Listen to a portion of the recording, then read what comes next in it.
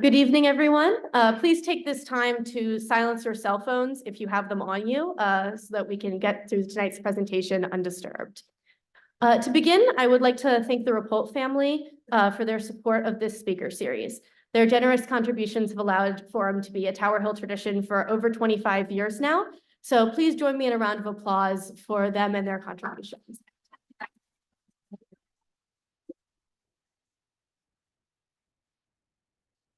In line with this year's theme of global service, our speaker tonight is Nasir Wilson, a diplomat with the U.S. Department of State and a Tower Hill graduate. He will be speaking in conversation with Tara Fletcher, the chair of the history department here at Tower Hill. A Delaware native, Wilson attended Nativity Prep in Wilmington before coming to Tower Hill in 9th grade, where he graduated in 2015. He then received his BA in political science and criminal justice from the University of Delaware. And while there, he participated in a study abroad program at the University of Limerick in Ireland. And there he found his passion for international relations. In 2019, he was awarded the Pickering Fellowship, becoming the second person in University of Delaware history to receive this prestigious award.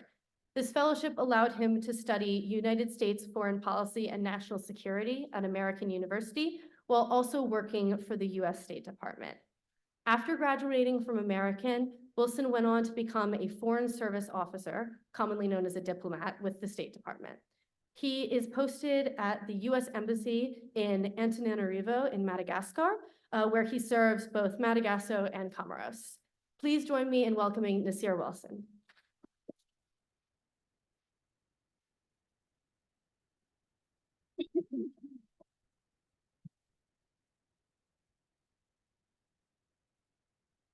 Good evening. Thank you so much for being here. It's fun, the similarities between this series and the first series that from when I first became department chair. So when I first became department chair, it was 2014, 2015, Nasir was a senior here. And the theme that year was finding your passion and taking a lead. And we had an entire series of alums. And at that point, running that series, I kind of had this hope down the road that I'd be able to invite one of my students back to talk. And I couldn't be happier that one of my 9th graders, shout out to my 9th grade up there, is here tonight to talk with all of you. So welcome again, Nasir, and welcome back to Tower Hill. Yeah, thank you. Thank you for the introduction. I really appreciate it. Yes, thank you. So first of all, when was the last time that you were back at Tower Hill, and how does it feel to be back? Yeah, it's been a while. I think I was here a few years ago, maybe 5 years ago for a football game. But before that, it had been, 5 years since the graduation. So it's been a while. A lot has changed too. Yeah, was it kind of, when we walked through the school, what sort of stood out to you as some of the? Yeah, so I saw the library doesn't exist, which is like, I like turned the corner and it's like completely open, which is like mind blowing because there's always, those windows and the columns. And then we were near the 1919 auditorium and like seeing where the courtyard used to be and it's like enclosed, like unbelievable. And so like there's a lot of changes that I can physically see, but I've heard that there's some good changes that, you all have been talking about since I graduated almost 10 years ago. Almost 10 years. Oh my goodness. Can you tell us a little bit about Foreign Service work and your current work? Yeah, so I am a generalist, a management generalist, which means that I can do any of 4 jobs. So human resources is what I currently am doing, financial management officer, general services officer, and the management officer. In my current role, I do a lot of different things. I also cover for a lot of different offices. So we have FMO. I cover for FMO sometimes. I cover for the consular chief. We have a community liaison office for EFMs, eligible family members that live overseas. And they do a lot of programming for morale and social and community engagement. And then I do HR. So at any one point, like before I got here almost 2 weeks ago, I was covering for 3 different offices, and that happens pretty frequently. But foreign service life is crazy, interesting, a whirlwind, something I didn't imagine I could be doing, living overseas, working for the government, and living with the people, learning the language, using it, not in my current role, but hopefully in a different role, and understanding the culture, trying the food, learning what makes people there happy or what we can work on as the U.S. mission. And so, yeah, I can do any management coned jobs. That's what we call it, management coned jobs. But I can be a political economic officer. Sometimes those are connected, but oftentimes they're disconnected depending on the embassy you go to or the consulate. I could be a PD officer, public diplomacy officer. They do a lot of the social media, public outreach, public facing engagements. Or I could be a consular officer. So my next tour will be consular, and I'll hold off on that. Yeah. Save that for later. Can you summarize your path towards foreign service, in public service rather, and living overseas? A lot of our students, some have ideas of where they might be going. If any of you were like me, I had no idea what I would be doing in high school. So I would love to hear kind of your personal pathway. Yeah, I always wanted to work for the government. I always wanted to do public service. Since I attended Tower Hill, I've always been interested in global affairs, U.S. government. Sometimes it veered into law. I actually wanted to be a lawyer, do international law, but law school is very expensive and I didn't want to pay for grad school. So I found a different way. And so coming from Tower Hill, having all the humanities classes that I had, really loved the languages, the English, the history classes, wasn't really good at math and science, but I still tried. And so having a good understanding of what field or what areas I wanted to study, when I went to college, I just tried everything. Like obviously your first 2 years are probably general studies. But in those general studies, you can focus on a lot of very specific things that you might be interested in. And so for me, a lot of that was the international affairs, global politics, US government, some of the criminal justice stuff. Then it was like a lot of English classes. It was a lot of, Spanish, hoping that I, would find something that interests me a lot. I didn't know what that was at the time, but a few years later, I got accepted to a study abroad program, went to Ireland, lived there for a semester in Limerick. And there, like, I studied all kinds of different things. So African politics, Europe and Ireland and the European Union. And so that opened my eyes to the world of international affairs. I didn't really know what it was, but living overseas, being in the community, and then learning about how the EU works or how the AU works, the African Union works, was super important and super interesting. But then while there, we met the charge. So at a US embassy, when there's no ambassador who's confirmed, it's usually a charge that takes charge of the mission. And so he actually came and talked. He drove from Limerick, which is not, I mean, he drove from Dublin, not too far, but he drove to come meet American students there. And I thought that that was like so cool and so interesting, but also like very weird. Like, why would, you know, someone do that from the embassy? But it's part of what we do when we're overseas. We reach out to Americans. We do a lot of host country national events. And so I would later learn that, but in the moment it felt really weird. And so I didn't know what the topic would be, but in that conversation, he taught me about the Foreign Service and the Pickering Fellowship. And so from that conversation, started getting my application ready for when it was due. Lots of letters of recommendation, very thorough application process, interview. There's a oral assessment like process similar to the Foreign Service. And so after all that was said and done, got accepted, which is unbelievable. Sorry. And then, yeah, like coming, you know, going to Madagascar after 2 years of grad school, government paid for grad school, which was like an amazing thing. Didn't want to pay for grad school, so that's awesome. And it like kickstarted my career in the Foreign Service. Very long time coming, but a lot of things to navigate because I didn't know what I was doing, had never heard of the Foreign Service, really hadn't been, you know, thoroughly involved in, you know, what the State Department was doing overseas. I did a lot of domestic stuff, but yeah, that's how, you know, I got started. And how did you end up specifically in Madagascar? Was there a choice? What happened there? Yeah, so we have for entry-level officers, we have this, it's called bidding season. And so our first 2 tours are directed, which means that the government essentially tells us where to go. But you have sort of a preference rank order in that process. And so for me, I think I got like 98 countries, 98 positions, 80 countries.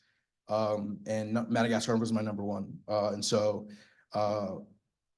it might have been that just people had other priorities. I think that that's probably more likely the case, but also like I seem to be, I think, really interested in going there. And so, you know, my career development officer, you know, pitched it for me and got accepted. And then second time around, did it again with a different place and got my #1. So for me, it's worked out. It's been a really engaging process to be able to decide where I'm going. But I know some people don't have, you know, that luxury sometimes. Thank you. So the Tower Hill Bulletin, the spring bulletin, will be released really soon, and in it is an interview with Nasir. So I definitely think you should all check it out. I got a preview of the interview, and you mentioned in that article facing adversity at Tower Hill and being the only Black male in your class. How did those adversities affect you? Yeah, Tower Hill was hard, both academically and socially.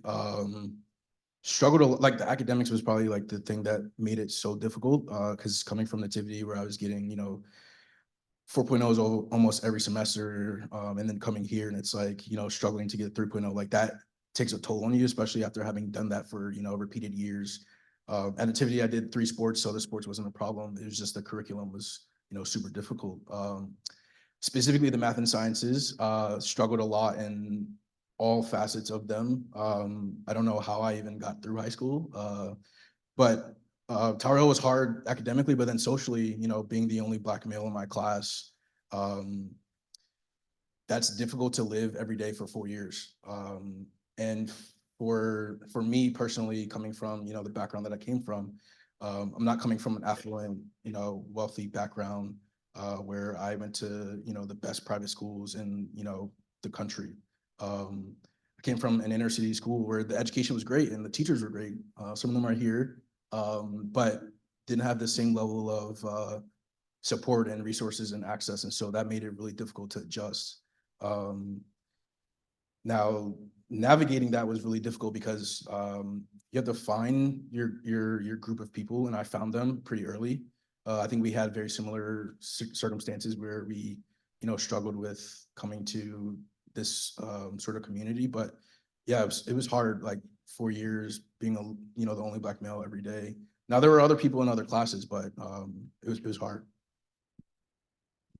Thank you.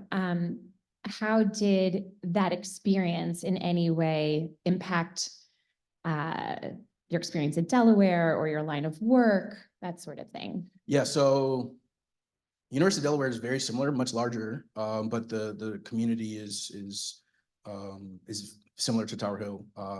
Coming from Nativity where it's predominantly Black, and then coming to Tower Hill where it's a predominantly white institution, and then going to University of Delaware, and then going to American, like those spaces are what the world represents, or the world is represented by those spaces. And so Nativity was a very unique situation in which I have never experienced that again, my middle school years. But Tower Hill helped me learn how to navigate between different spaces, how to assimilate where it makes sense, how to reach out for support and help and find your community and your group of people that are going to be there to guide you and help you along the way. And then in my career, like no surprise, sometimes I'm still the only Black male in some of these conversations, these discussions, these meetings. And so after a while, we like stopped thinking about it, accepting that you have a different frame of mind when it comes to certain policies or certain decisions or discussions, right? My background isn't the same as other people that are in the room. And so having faced adversity, having been in those situations where I felt like I was ostracized or alone or my voice didn't matter, helped me then propel myself in these meetings and these conversations where people are making decisions, where people are coming up with solutions or recommendations for things. Being part of that conversation is important, especially for people that are historically marginalized or underrepresented. And so navigating those spaces is easy. Like I can walk in a room, feel very comfortable. Don't have those constant thoughts about like what people are going to think, or do I have to represent the Black men in the community or the grade or whatever that looked like. I can just be myself, and I know that being in those spaces, I'm qualified, just as qualified as anybody else. That I have the background, the education, the experience, and so it's a lot easier now to navigate a lot of those spaces where you might be the only person of whatever background you are, and that's okay.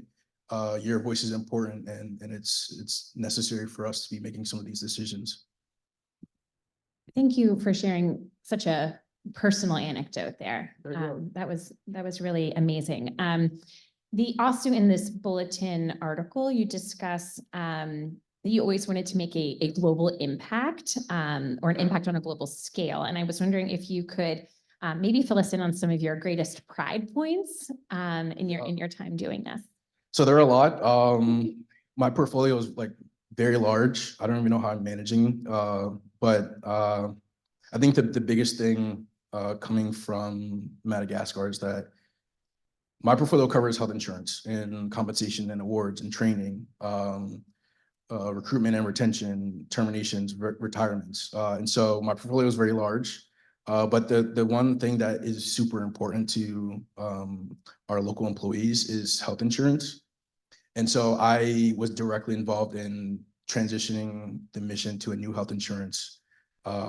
It took a very long time. It was a very gritty process, but it ended up making the LE staff very happy. And so and having conversations with them, I would have conversations like this where I would talk to them about the changes or some of the improvements. You could see that they were so happy and overjoyed that the health insurance that the mission was transitioning to had much better coverage. They would pay out of pocket less. They would have more money to save in their pockets for their families, for whatever that looked like.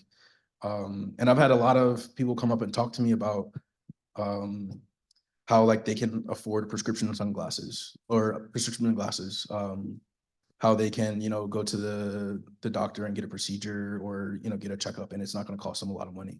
And those are very basic things that maybe, some Americans take for granted, where I had a direct impact on making that as beneficial to the local employees as possible. And I'm grateful that I was able to have that experience.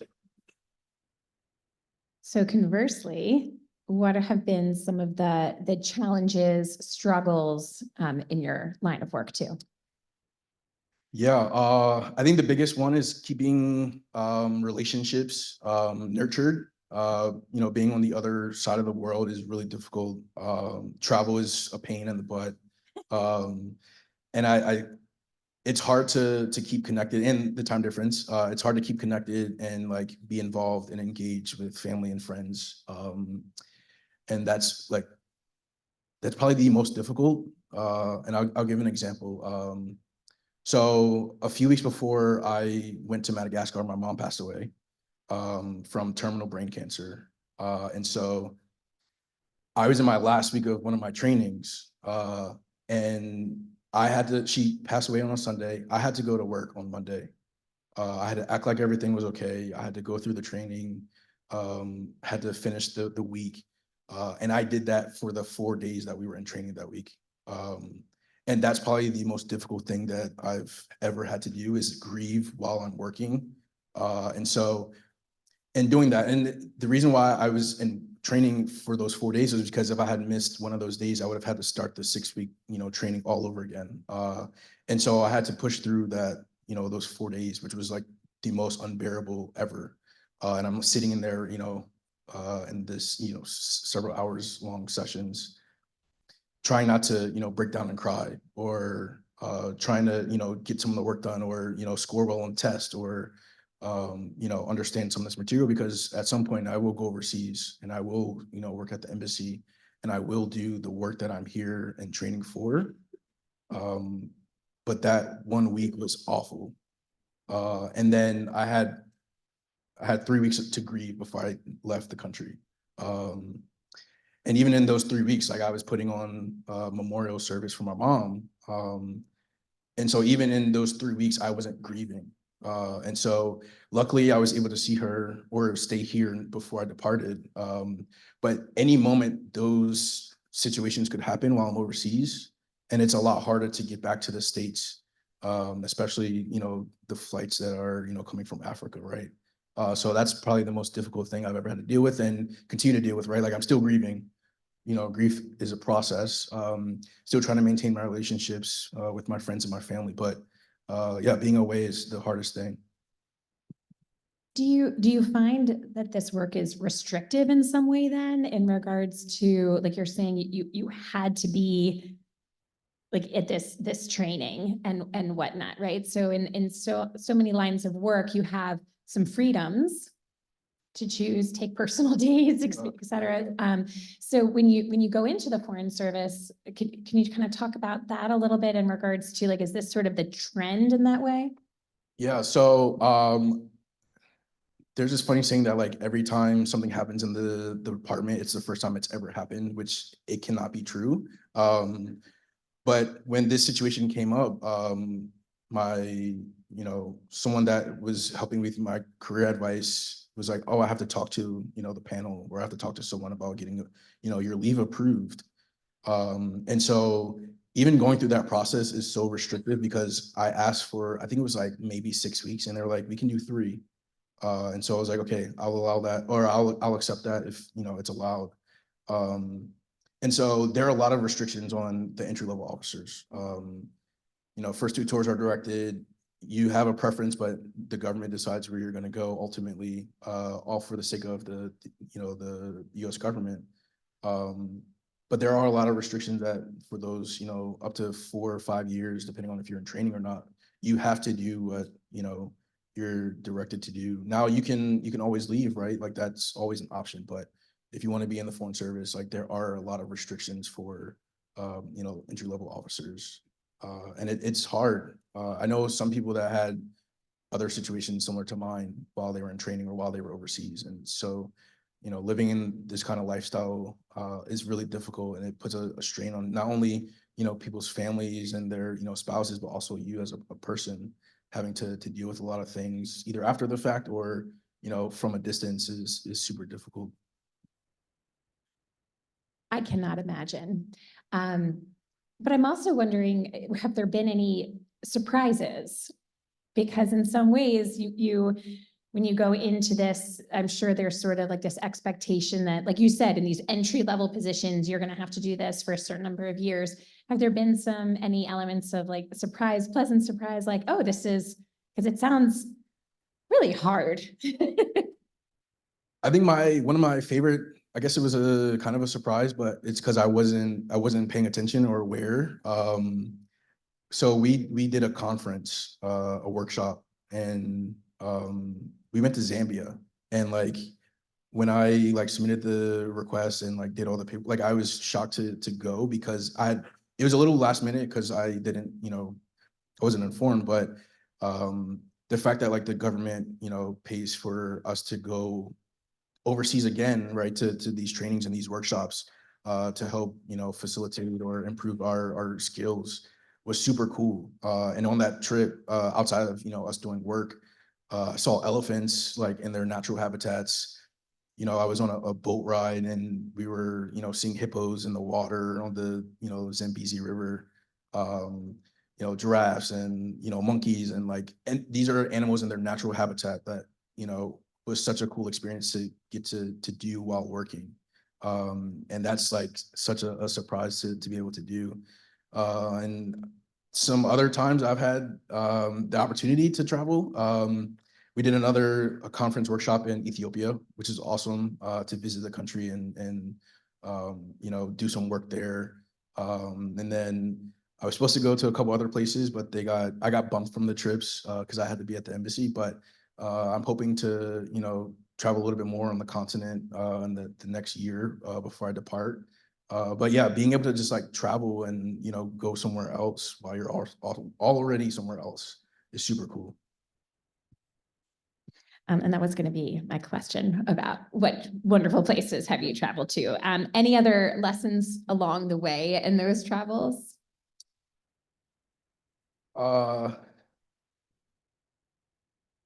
So I'm not a solo traveler. I don't like doing solo travel. But I think that there is something to be said about doing it on your own, especially when it comes to going to these places that you've never heard of or you don't really know much about, and being with the people or the culture of the food. And that's such a cool experience to have, not just for vacation, but living like a local, traveling like a local, experiencing things like a local. Those things are super cool and important. And if you could do it, I would say do it as long as you're comfortable and it's safe and you've done your research. But it's probably one of the most rewarding, but also self-reflective moments that I've ever had. I hate traveling alone. Like it's unbearable. I always like need someone to be there with me. Not for an attachment or anything, but just it feels more comfortable, more less lonely with somebody else. And so I've done a lot of travel on my own, but not my preference. But if you can do it at some point in your life, absolutely recommend it. Before we move on past Madagascar, I do have to ask, I teach, my fall elective is on epidemics in society, and we study the bubonic plague. And we always watch a video about Madagascar still struggling with this disease that is really, I mean, it's an ancient disease, right? So I'm wondering, have you had any experience with, in your role, having to work with that in Madagascar? So I'm glad that I'm not a public health officer because I don't know how I would handle those kinds of situations. But indirectly, I helped the mission support those programs, those initiatives, the funding. I specifically as HR can help with the staffing for those trips. And some other cases where I could possibly be covering for the FMO, I could be maybe paying for or approving funds for, these trips. But Directly, no. It sounds cool. Some of our friends actually do work on those things. I think that now the continent is experiencing like a cholera outbreak on the eastern part of the continent. So that's something that the government it's trying to help assist with. But I personally no.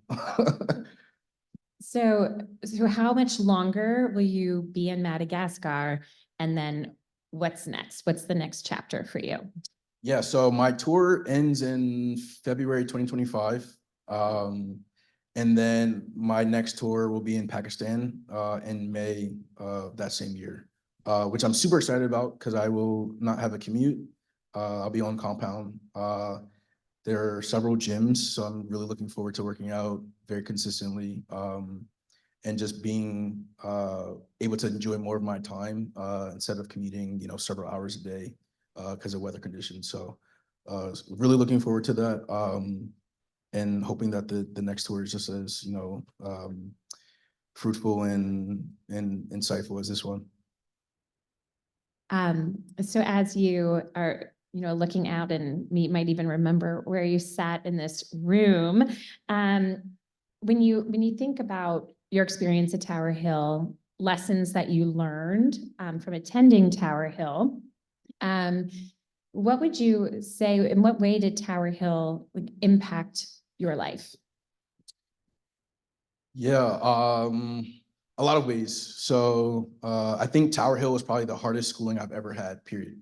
Undergrad, grad school were pieces of cakes because of Tower Hill. So that's a good thing. But I think one thing that I do regret from high school is that I wasn't present enough.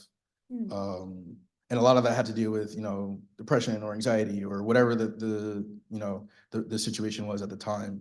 And being, part of an underrepresented group, being the only Black male, experiencing a lot of, racism, homophobia, like all kinds of things, almost on a reoccurring daily basis. And I wasn't present enough. I was always like surviving, and it reflecting on it now, it sucked because I didn't get to experience Tower Hill like I wanted to. My mom, she worked so hard for me to get here. She sacrificed a lot. And I, like, coming from, Nativity and knowing that I was going to come here for high school, like I was so excited.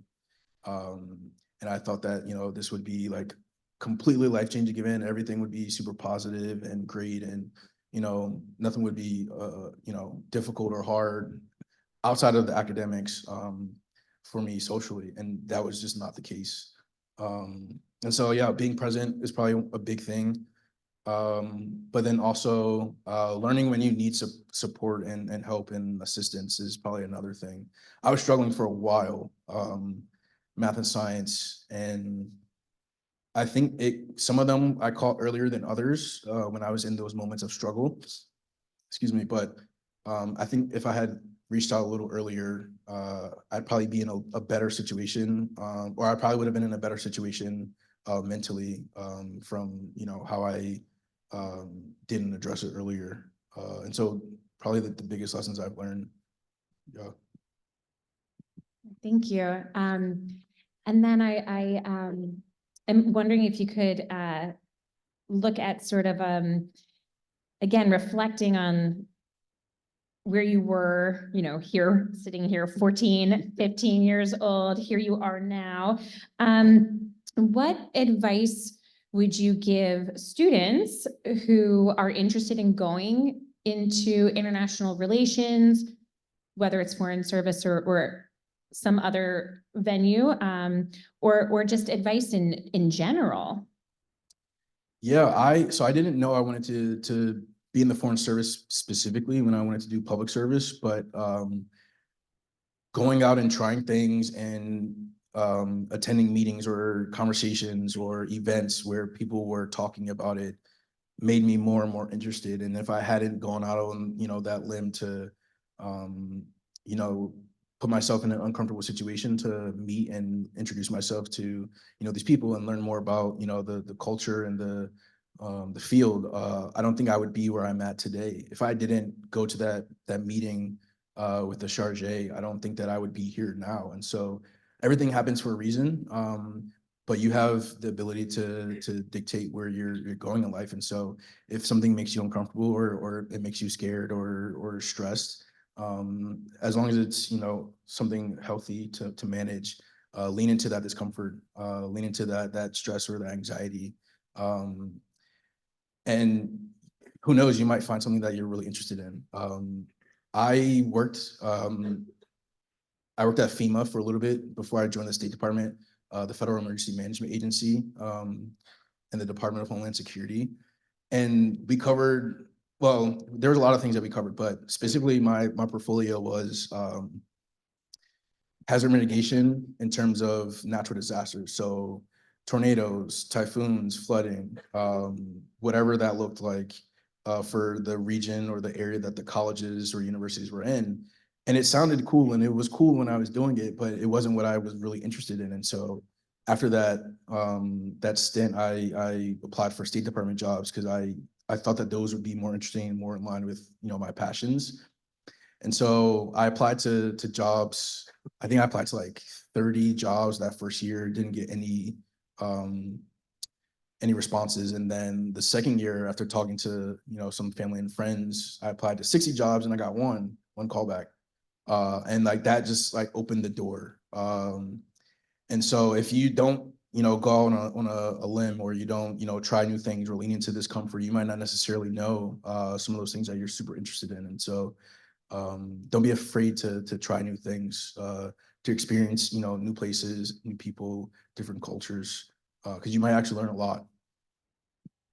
It reminds me of part of the bulletin article I read about you applying for the fellowship that Olivia mentioned in the introduction, and how prestigious that is and how incredibly difficult it is. And that in some ways you really didn't think you could do it. And it sounded to me like your mom was really like, no, you just have to give it a try. And I think that it's so special to have someone or have had someone in your life who helps to give you that nudge, helps to get you to do something that you don't think is within your reach, because it was. And I am so sorry for the loss of your mom, but I'm sure she's incredibly proud of you. And then in terms of just anything else in regards to like what you would like to kind of tell the Tower Hill community, or you know, like this is a place that was your home for 4 years. Is there anything else that you would like to share with us about your experience here or in life? I think the last piece of advice would be it gets better. And I like would say that every day. I'm like, this will end soon. This will end at some point. But in all seriousness, all the experiences that I had here set me up for the future, set me up for life. Like Tower Hill was the hardest, like by far. And then you go to, you know, college or grad school, and it's just like you're gliding. I think like my first year of college, of undergrad, I was barely doing homework and still doing super well. And not to say that I didn't want to do a lot of the work. It just, when you're in college, you do a lot, like you get involved in a lot of things. You're, you know, super busy or social, or, you know, you're trying to pad your resume, or you're trying to, you know, be involved, do community service, or any kind of student organizations. And so sometimes you can't necessarily put in all of the effort you'd hope or you'd imagine that you could. But undergrad was super easy. Grad school, a lot of reading, but also super easy to manage. And so Tower Hill set me up for, you know, the rest of my life. It's super easy to navigate things, to you know, enter and exit spaces when I want to be present, to learn when to be present, to know that, you know, I'm qualified and I have the background and the experience when I enter into these spaces. But yeah, it gets better. You know, life exists outside of, you know, high school for the 4 years. For a while, I couldn't imagine how life would continue after like high school. It just like felt like I would be here forever. but it does get better. Awesome. Are you ready to take some questions Sure. from Oh, let's our do it. students? We have two teachers that are going up the aisles. If anyone raises their hand, you can flag one of them.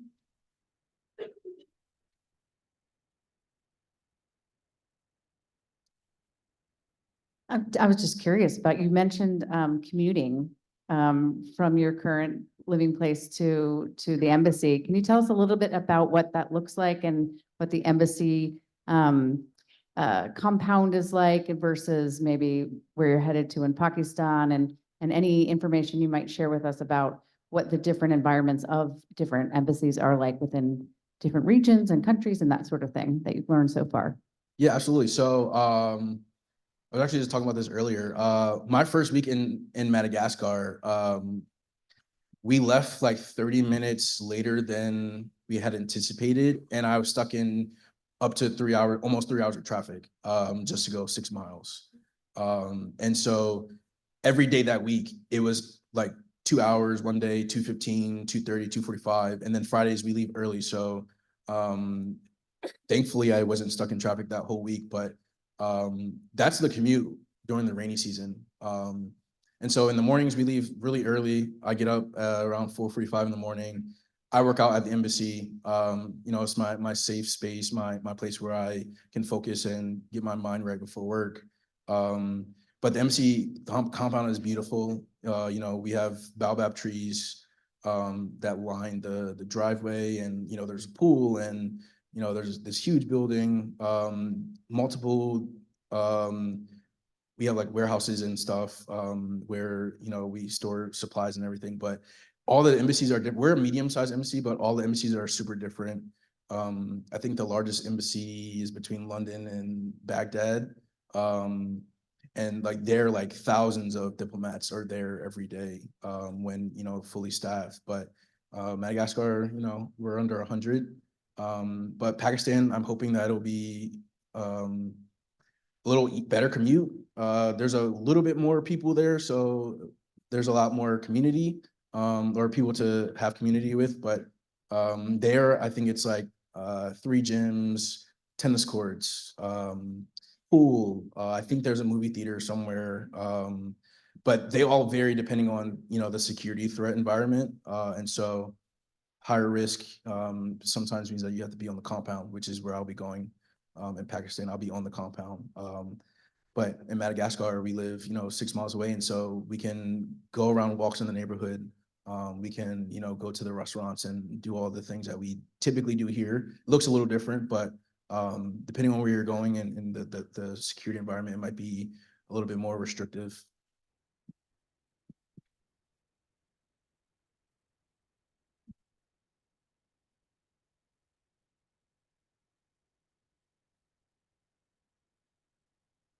Nasir, you're aware that there are a lot of people these days who are sort of attacking the government and seeing the government as a negative force in American society. What arguments would you make to urge people here in this room to think that it might be a really great thing to serve this country? Yeah, that's a great question. I've always wanted to work for the US government. I don't know where the dream or the idea came from. But there was always something noble in representing my country, representing what an American looks like, because a lot of people overseas think that an American looks a very particular way. And so for me, my goal or my hope is that I change the conversation or the perspective on what an American is or looks like. I've talked to a lot of different people and they have a lot of different opinions on that or what their why is. But for me, it was making sure that I was trailblazing the way forward for other people that looked like me, for people that didn't necessarily have their voice being heard in those rooms or those conversations, or making better foreign policy, right? Like the US government has been championing diversity, equity, inclusion, and accessibility. And I'm a direct product of that. And so then being able to help steer that conversation and being the human resources officer is such an important role. And I value it, and it means a lot to me that I can have an impact on making, positive changes toward a more diverse and inclusive, government, is such an important, facet for me, for my service. But for a lot of different people, it might be different. It might be that you love humanitarian work, or you love international organizations, or you love assistance, whether that be foreign assistance or any kind of other assistance for the sake of improving development or infrastructure or whatever that looks like. So I think that's a hard question for like a generalization, but for my why, it was it's important for me to have a seat at the table to help make or blaze the way forward for other people that may think that it's out of reach. When you were describing what you do, it kind of sounded like you had a wide variety. I was wondering if you could describe what an average day would be like for you. Yeah, so no 2 days are the same. I was talking earlier about how, like, before I got here, we had an exercise, a crisis management exercise, and I didn't know that the meeting was even happening. Like, I was eating breakfast, my usual time, and then someone's like, "Oh, you're missing from the conversation. Like, why are you out here?" I was like, "I don't know what you're talking about. Like, I'm eating my breakfast. This is where I eat my breakfast every day." And they're like, "No, you have to join this meeting." And it's like, I don't know what meeting you're talking about. Like, I'm eating my breakfast.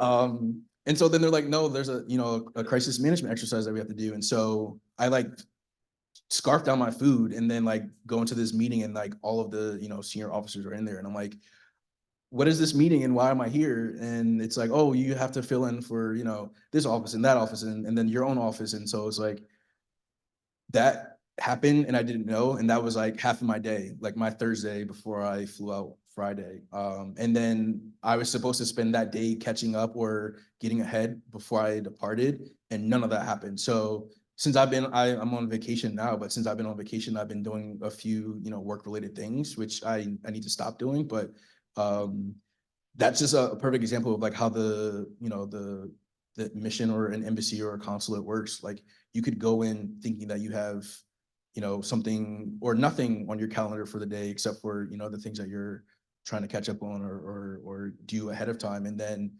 4 hours of your day is gone. Or there could be, sometimes in HR, you have to have difficult conversations about performance, or you have to have difficult conversations about conduct. And so some of those things are unexpected when they happen, or they're more urgent during certain times of the year, or they weren't being addressed properly or effectively. And so you have to spend your day doing that, or part of your day doing that. Other days it's doing paperwork.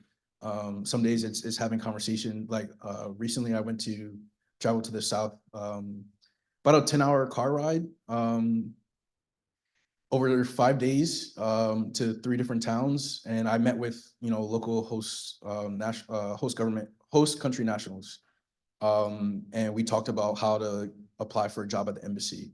And some of these people, they physically couldn't go to the embassy. And so we do a lot of outreach around the country, but having conversations with them, they've never talked to an American.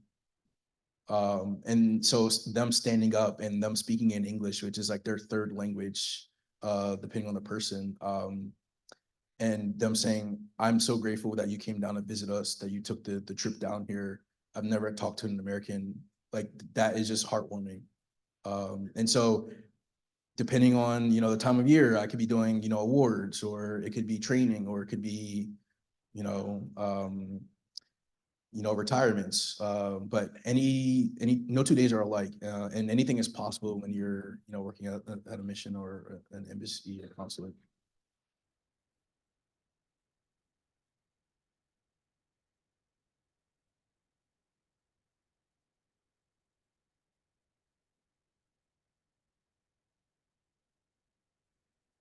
You said you got accepted in 80 countries. Why'd you choose Madagascar?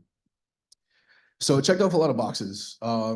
So it kind of started in Tower Hill, but I studied Spanish And so when I looked at my list, there were a lot of South America, Latin American countries on there. And I didn't want to get pigeonholed. So I wanted to try something new for my first tour, especially if it was going to be directed. I'd rather, learn a different language, go to a different place that I probably wouldn't typically go or travel as a tourist or for work. And so it was French speaking, which is one thing that I wanted on my list. It was in Africa, which is something that I was really looking forward to. The work that I'm doing is super important, and I know that it'll help me be successful later on in my career. Because understanding how human resources works makes for a better employee, a better mission, because it's super impactful, super important. And then it has great weather, and it's, before I got here, it was like 85 degrees and it was lovely. Yeah, those are the three first things were the more important. And so that's what I was looking forward to experiencing in my first tour. And then the second tour, I kind of didn't really have a lot of options. Like my list was like I think it was like between 250 and 300 positions and like probably, 100 different countries. But then when I had to go through like my requirements for entry level, it went from several hundred to like 20. And so I just had to pick which one of those I wanted to really go to. And it helps that, Pakistan is English speaking for my position. So I didn't have to go back to training just to go back out to post.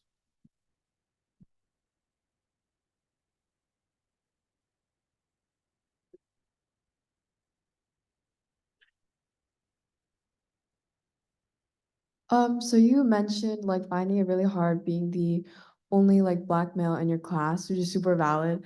So like, did you have any coping methods that made it easier for you to get through every day? Like positive self-talk or like a certain mindset? So it didn't start off that way. I was doing a lot of sleeping, like just sleeping a lot. I was napping right after school. I think it was just exhaustion and then like dealing with that kind of stress.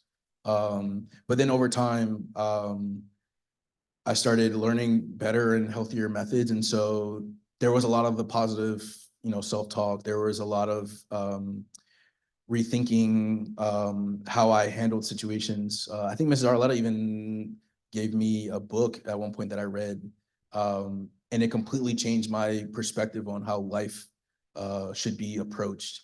And probably one of the best books I've ever read. But it helped me understand that our framing is super important. And so sometimes it's hard to see that in the moment. You say, oh, like, I have to go to school every day, but sometimes it's I get to go to school every day, or I get to go to this amazing, great school. I get to have these facilities.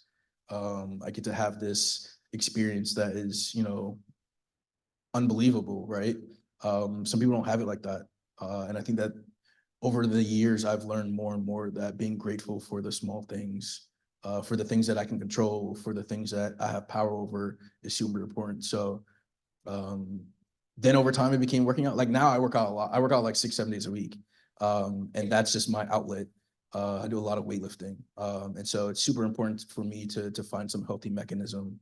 But, each person is different. So challenge everybody to find what that is for you. But sometimes it even morphs. In high school, it was thinking, but then when I've gotten older, it's working out.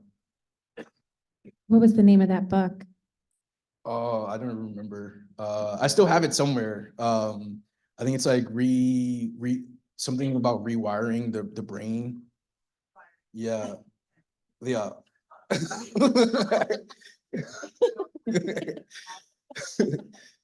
Yeah, I highly recommend that book. I still have it to this day, almost 10 years later. Yeah.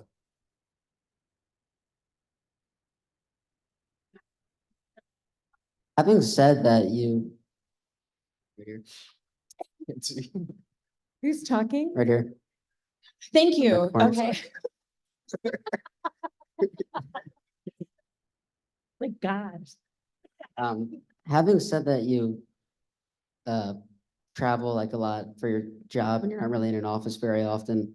and you're going to like these foreign countries that can get kind of dangerous, are there any like safety precautions or trainings you have to take before you like go out to these places?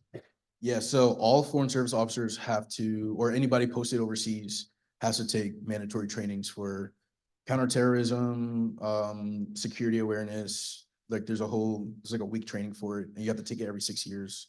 One really cool part about the training is that we got to like go to Virginia and like drive really fast cars and like try to tip them over.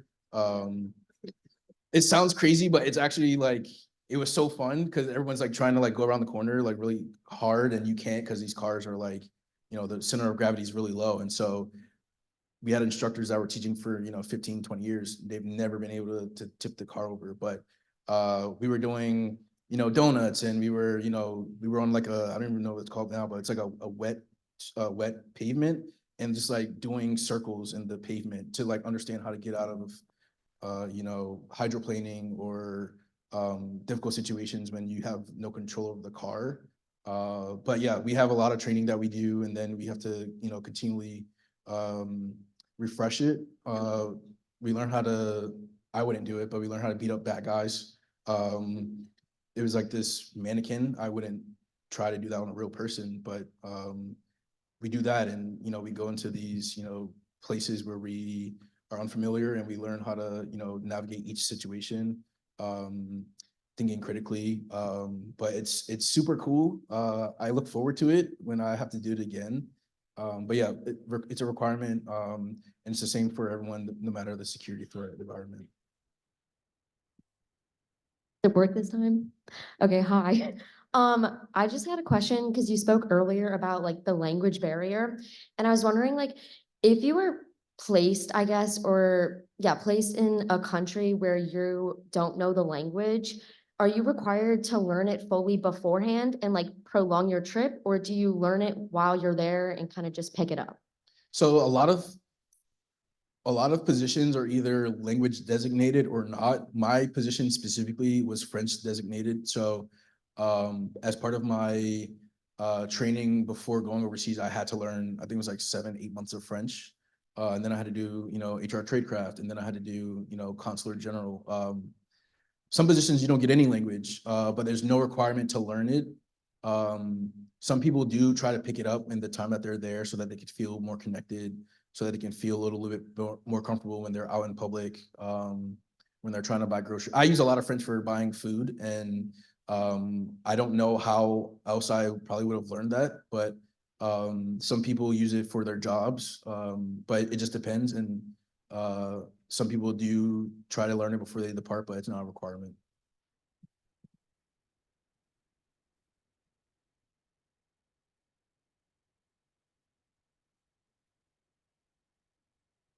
Hello. What would have been your second option besides Madagascar? What was your other option you were thinking of? I think it was Mauritius, which is like off the coast of Madagascar. Also has great weather, but it checked off a lot of the same boxes. So that's why they were like lumped together. I actually went to Mauritius, is like an 1.5-hour flight from Madagascar off the west coast, and it's a beautiful place. And it's like it has like the underwater waterfall, which I didn't get to see when I went, but hopefully I can go back there again. But it's a beautiful place, and it has a lot of great amenities and things to offer. But I think Madagascar fits better with what I really wanted to do. I think we have time for maybe one more question. I'm gonna ask this question. Nasir, what's your ultimate goal as being a foreign service officer? Do you see yourself as a careerist, or like is your ultimate goal to become an ambassador of sorts, or what are you thinking? Yeah, so when I joined the Foreign Service, I wanted to be an ambassador. But now thinking about the process, it takes like 20 years, and I don't know if I can wait that long.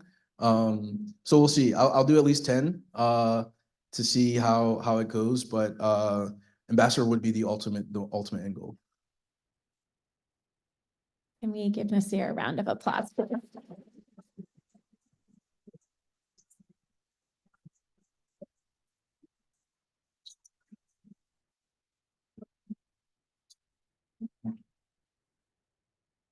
Good evening, everyone. I have the pleasure of concluding us with a few thank yous. And before I do that, I want to identify some unidentified people in the audience. You actually heard one of them ask a question. This is a really special night because we have back with us teachers who taught Mr. Wilson when he was a student here and who taught him when he was at Nativity Prep. And we're really just joyfully hosting these folks tonight. Ms. Jones, Mr. Wasson, who was chair of the history department here, actually when the forum series was established and for many years, and teachers from Nativity Prep, forgive me, I'm going to use your first names, Christian and Jill, who are sitting with Mr. Spear, who also taught Mr. Wilson at Nativity Prep when he was in middle school. So I mention all of this because we're so pleased that you're here, and also because it is such a powerful reminder, friends, that your teachers are always so proud of you forever, and will come where you are one day speaking as well. So just remember the power of this community into the future. I know you will attest to that tonight.